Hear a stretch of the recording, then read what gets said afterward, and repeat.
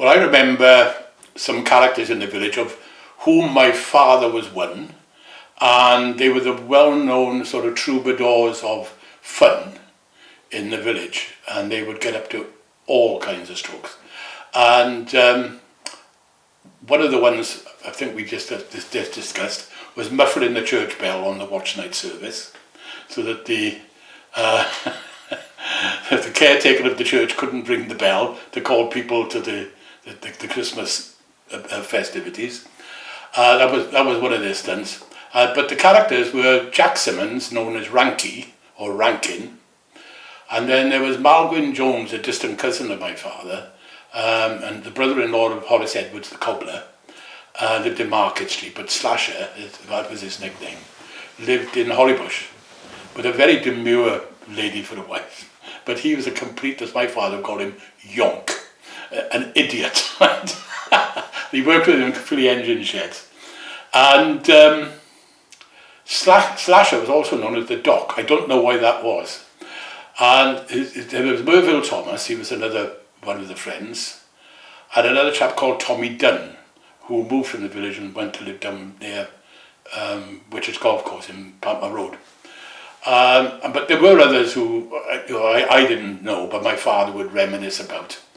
And one of the famous stunts of all time that Malgwyn pulled was he got tickets for the Whitchurch Hospital annual ball, which was the social event of North Cardiff in those days. And you had to wear evening dress, white gloves, the full kit, patent shoes.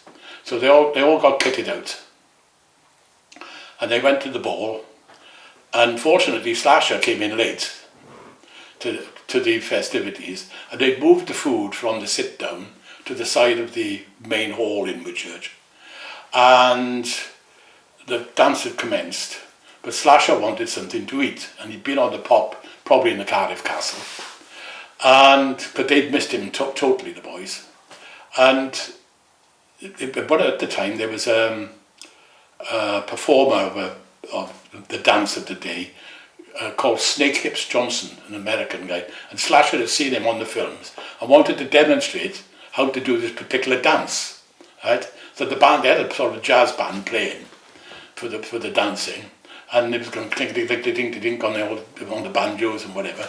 And Slasher stood on this table they'd set up, doing this dance, and he ended up moving along it, in and out of all the trifles, the sandwiches and whatever, all the leftover food, and proceeded to fall straight into this big bowl of punch.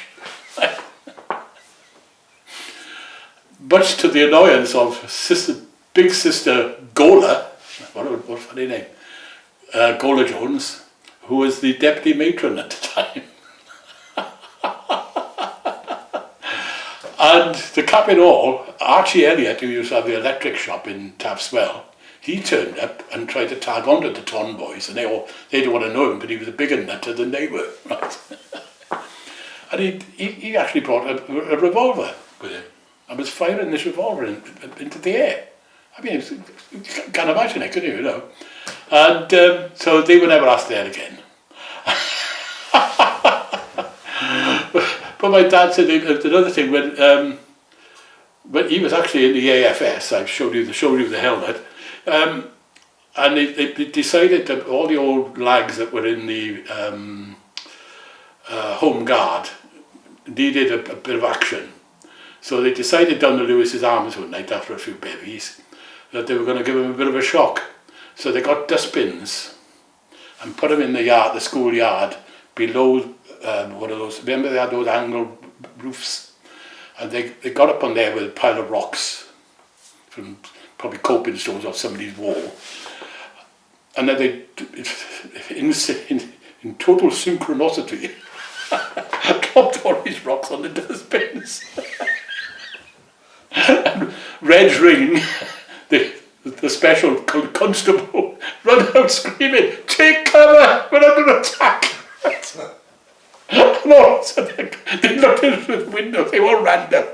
And there were still some old tables and desks left over from the school days, and they were all underneath these desks.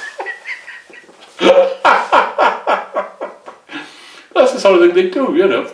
And another night, there was a dare who could carry the weighing scales from Harold Powell the barber, at one side of the end of the ton, and put it in Bowden's, but where the spout was in Spout Lane, put it in the front garden there.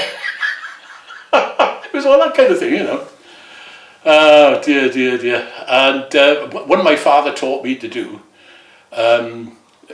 because he'd set me up as well, was to ring up Glad. I can't remember her name now. She was the telephonist in Taftswell Exchange. Because in those days, the telephone was all manual. You had to dial, or sometimes, no, I don't know, you didn't have to dial. You just lifted the phone and just tapped the receiver. And she'd go, hello? I say, is that the Taftswell line?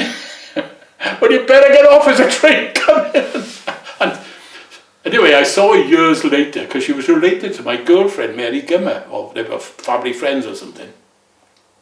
And I can remember going up there and I said, do you remember the time, you know, and she said, I used to fall for it every time. There's always the boys from the ton. If I had it once, I'd be 10 times a night, every night. So that was another stunt.